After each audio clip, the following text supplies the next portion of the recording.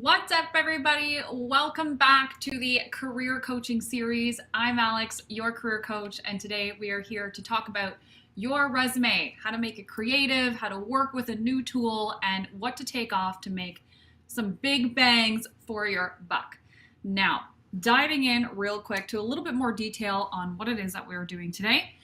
The tutorial is covering how we are making the most out of our resumes, right? Resumes are things that are super difficult. If you have looked back on some of the other career coaching series workshop video tutorials, you will know that your girl Alyx Parks here is not an awesome lover of the resume. I never believe that we should go ahead and lead with a piece of paper that has some things written down on it. We have so much more depth to us, and we definitely need to be able to uncover that and stick it somewhere that it makes sense, but we need to always lead with ourselves first. So this is going to help set you up for first impressions and how to be able to deliver some of that insight that a lot of people just don't do. We're going to go through using Canva and how it's going to enhance your resume. Canva is a new platform that you can use with tons of resume templates, and it is just chef's kiss. Adding creativity to your resume as well, right? A lot of people are stuck in that, I think I just need to have that black and white resume. I don't want to put color. I don't want to put a graphic. We're going to stop that from happening, and we are going to start doing it.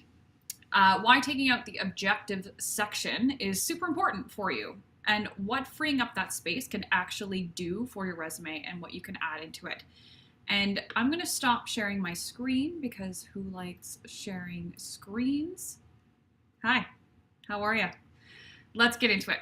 Now, Canva. If we're jumping into things, Canva is a platform that is on the web, and so you would just go ahead and need to create a login and dive into there with a lot of patience. There is a lot of stuff that's on Canva, okay? So it's not just about your resume, it's about branding in general. You can create postcards, you can create posters, you can create anything in a PDF with a photo on it. You can do some multimedia stuff, video. I've gone ahead and done a few of those things for some fly fishing videos that I've created. But the most important thing that we need to realize is that Canva is a place where you can go and store all the information about yourself that you're working on, practicing, and developing. And so this is a spot where I send nearly every single person that I work with if they're looking to redo or revamp their resume. Okay, and so Canva acts as what's called a plug and play type of resume template platform. And so you go in there and you'll see a lot of options. You'll see design, you will see simplistic, you will see creative, colorful, all of these tags that you can go into to see if this is something that you actually want to choose a resume template off of. Now, my suggestion when you go into Canva, there is a free account and a paid account. I think there's also a free trial if you want to go in there and try it out. But when you go in to choose a resume template, I always go for the simplistic or minimalistic tags. Okay, so although we are creating something that is creative with some color and zhuzh, we still want to err on the side of being a little bit more relaxed because our readers are looking for our experience and who we are. If we have a resume that's too blah with stuff, it gets distracting. Okay, so we don't want to distract the people who are taking a look at us as a potential candidate. Okay, and so again, please ensure you go into Canva, you set up an account, you go to the resume template section, you pick either minimalistic and simplistic, either or, and you take a look at some of those free versions if you're on the free account or a paid version if you want to dive in and do it that way. The last thing that I want you to remember about Canva specifically, something that's very cool and that we do here as coaches at Uvaro when we are working with people who are looking to revamp their resumes, is we ask them to share with us. And so I will give over my email to somebody who is specifically looking for feedback or for some tweaking. They will click share in Canva, put my email in there. You can add as a collaborator. And what that does is it allows it to open up. And so I can go in and see and actually make some real-time edits and comments just like Google Docs would do. Mind-blowing. I've literally spent hours and have done hundreds of revamps of resumes, whether that's technical with moving items in different directions. Experience should always be above education. You will remember this from our resume tutorial. And then just going in there and helping with adding in maybe some flair or helping with the bullets or different fonts or everything like that.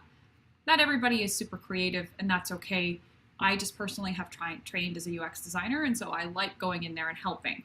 All of us coaches do that here, so please make sure that you understand that this is something that you can do, not just with us, but with anybody who wants to help you with your resume. That is why I love Canva as a place where you go and you can actually go ahead and create something really interesting for yourself. Now, diving in a little bit more to that creativity portion of things. Right now, I have a lot of people asking me, Alex, I want to be good with the ATS or the applicant tracking systems when you apply for a job, meaning it could only be black and white. It always has to have all of the different types of keywords. It could be very traditional in order to get looked at, so I get punted to the top of the candidacy list. Now, my issue with this, if you are trying to trick the applicant tracking system for an online application in your resume, that tells me that you are not leading with yourself. You are leading with that resume. You are submitting it and waiting. Please picture this. When you have a company that has, let's say, 15 open jobs, it won't be 15 hiring managers, right? There might be multiple jobs per hiring manager. On average, it is 200 people in 1 to 2 weeks that will go and apply for those roles. So imagine 15 open roles with 200 applications per role. And you want to go and wait and see if the tracking system puts you up to the candidacy list so they'll pick you. Disclaimer. Hiring managers, recruiters, HR will always seek either an internal referral, an external referral, or somebody who is directly contacting them about the opportunity before they go into the online application. So what does that have to do with anything creativity on your resume? Well, if you're leading with yourself and you're booking a conversation, you find somebody on LinkedIn, you prospect them, you are reaching out saying, hey, I heard that you guys are hiring, and I have to be very honest with you. I have been noticing this company for an incredibly long time now, specifically this team. I'm reaching out to you because boom, boom, boom. I'd love to chat with you about a potential opportunity. Here's a quick video that I linked as well as my resume, just so you have it. If you do that and you package up your conversation with the hiring manager when you seek them out on LinkedIn or however you want to seek them out, that is leading with yourself. It's leading with a resume that's beautifully done, that's got a lot of creativity to it. Maybe that's some color, maybe that's a really interesting looking style of a template, or that's maybe a hobby section that you've put in there. Okay, and so let's try not to send a resume to an online application and wait around to see if someone will pick you. There's always things that you can do, and you will learn more about this in our session that's going to be surrounding job search strategy and how effective that can be for your career.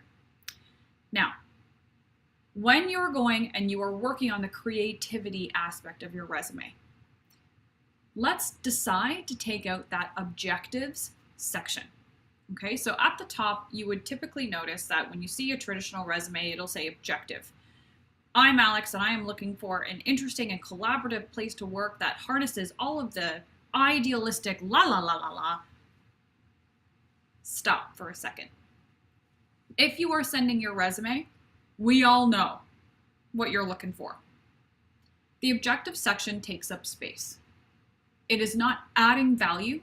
It's just, hey, I'm here because of this. And it could be 3 to 5 sentences that people slap on there. Not something that's going to be really great to showcase at the top of your resume when that real estate should be left for something like about me or a summary. Now, you might want to put that professional summary up there, and you can certainly do that.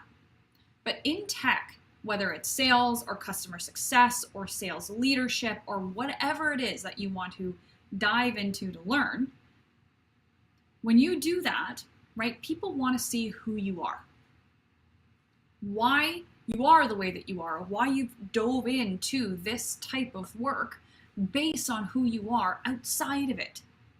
I'm Alyx. I am a fly fishing guide. I am in the river consistently wanting to just say hello to something that is not a natural habitat of myself and to find its inhabitants. This directly connects with why I love to coach people in tech specifically, because I get to help people transition from a role that they might not love and seek and pull something out of their job search that they do love. You see how they're intertwined, and it pulls out a really beautiful story for you to go ahead and talk about on this resume. That is what you want to do on the top section. So slap off objectives and put on about me or who I am, summary. It is something that is just so unbelievably exciting to read, especially if you think about how people read. Now, when you go into Canva, you want to make sure that you don't pick a template that is all messed about, right? And has like different places and it looks really creative. We want to think about how people read.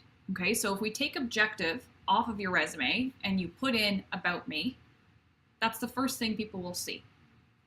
Then you might have experience, because that's the next thing people want to see. Education will always be at the bottom, because realistically, if you don't have the education that they might be looking for, that should not stop you from being an ideal candidate. If you have questions about that, please reach out directly.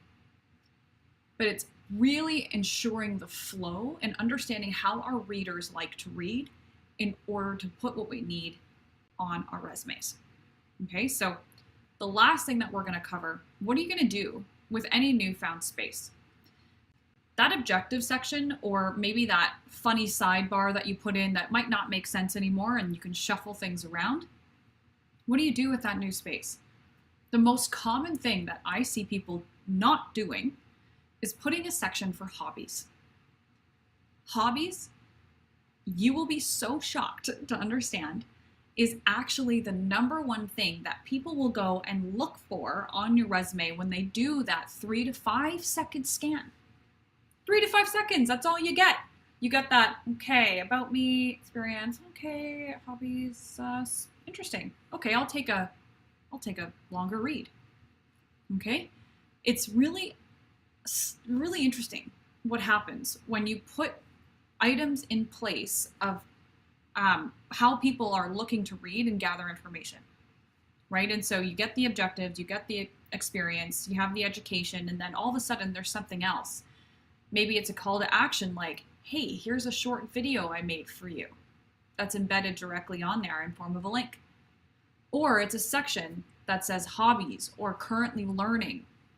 And it talks about, I am a partner in a fly fishing company. I am a television show host of The New Fly Fisher. I am a wildlife photographer. This is the camera I use. Wow, that can stop people in their tracks, because the person reading my resume might go, oh, I have a 100 to 400 millimeter Canon lens. This person, I'd love to check this person out. I'd love to see their photography. Yeah, let's give them a go, right? It's not just about your qualifications and how great you are at the job that's going to get you the job. It's all about you, what you do and what you can add in, what you can bring to the table. Uvaro does a really good job at highlighting the fact that it's not a culture fit, it's a culture add. What do you add to the company? What do you bring to the table? That's not necessarily just a high quota or a high close deal rate. It can be, wow, this person likes to be outside, or this person really dives deep into creativity with photography, or this knitting hobby is just phenomenal. I'd love to learn more. The passions that you take with you every day are what lead you in your career as well. And so it's important that you understand that. We did fit a lot of stuff into this section today, even though it's a little bit shorter in time. And so I want to take a second to highlight, again, why this is so important. Let's rewind. Canva as a resume tool. Use it, get to know it. Make sure you understand and do Canva tutorials so you can understand how to change and develop a lot of the items on your resume. You can share it with a collaborator, you can share it with a coach, or anybody that you feel confident and comfortable in to be able to take a look and guide you. You want to create something that is visually appealing, that caters to how hiring managers read what they want to see, and especially who you are. Putting yourself on there, taking objectives off, having a summary at the top to highlight some of the key things about yourself, hobbies, how it connects with what it is that you do on a daily basis, is a phenomenal storytelling tactic that people really lean in to learn more about. And finally, how do you handle new space on your resume? What should you put in there? Please put in some hobbies or something that you're currently learning because it connects with your reader.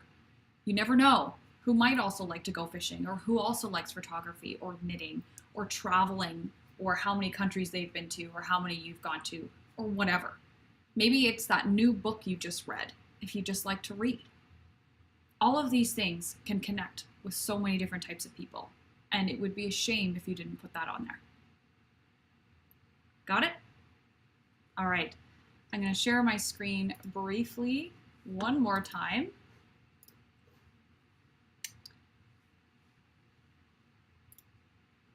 Okay. Q&A. I had a quick question that came in, and I wanted to highlight it.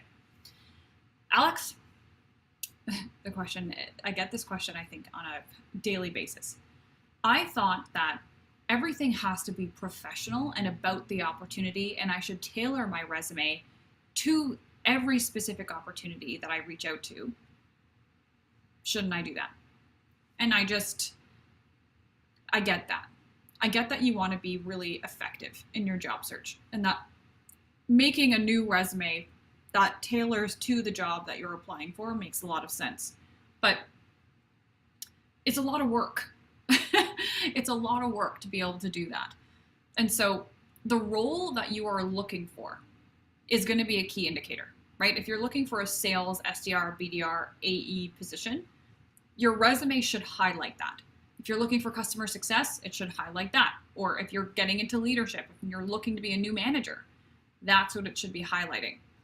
Now, it's important that you do that, but you shouldn't necessarily have to change every single keyword and every single highlight of their job description into your resume, because that means you're leading with your resume and not yourself.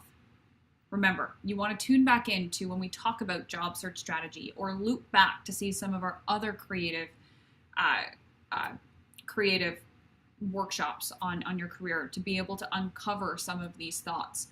But I'm all about creating the biggest bang for your buck and not spending so much time on a piece of paper that people are going to read for 5 seconds and kind of judge what they're seeing like that, right? So we want to put on there what's really relevant, what it is that we're looking for, and why we are the best person for this type of role, not just a specific role, okay? And so we can talk a little bit further about this. And if you do want to know more detail on this in particular, please reach out, let us know. I definitely want to know what very more tightly specific subjects that you guys are looking to hear about. But it's a good question, okay? It's one that we can't fit into, a 15 to 20 minute tutorial, but it is something that people do ask. Remember, you don't have to be always so professional that you don't get any insight into who you are outside of work. You shouldn't just tailor everything to specific companies because it's going to take you forever. Go with what type of job you are looking for. And if you do want to tailor something on your resume, always make it a video. Let's say you're applying to 5 different companies today. Don't change your resume, but make a video for 5 different companies and attach it to the resume that you're going to go ahead and apply for. That is unbelievably effective and something we will be talking about in job search strategy as well. Thank you for the question. Finally, if you want to learn more, get to know us, Uvaro, we are a career success company. We have training and education. We have multiple different classes across different subjects with multiple different coaches and people that are here to help serve and guide you into a really awesome career. And so please, please contact us. If you're looking to learn more, you can go to our website. We do offer one-on-one coaching. We have a paid residency program. We've deferred tuition, career services, lifetime support if you choose to be a member. And it is a place where you should be able to come and feel all of that support and more. Okay, so please, please keep us posted if this is something that you'd like to dive into. What is next? For more information, uvaro.com/course, new events, step into tech. As always, I talk about this with every single tutorial I do. I love it. It's a 2-hour tech sales masterclass. It is every Wednesday from 6 to 8 p.m. EST. Office hours with Uvaro, something new that we are doing. It is coming up Wednesday, July 27th at 12 p.m. EST. It is live on YouTube and LinkedIn, so please tune in. Our next live tutorial of the career coaching series is going to be Wednesday, August 10th. At 12 p.m. EST. So please tune in if you want to see me come back here and yell all of these really fun tips and tricks. But I can't wait to see you there. And don't forget, we are in this together. I'll see you soon.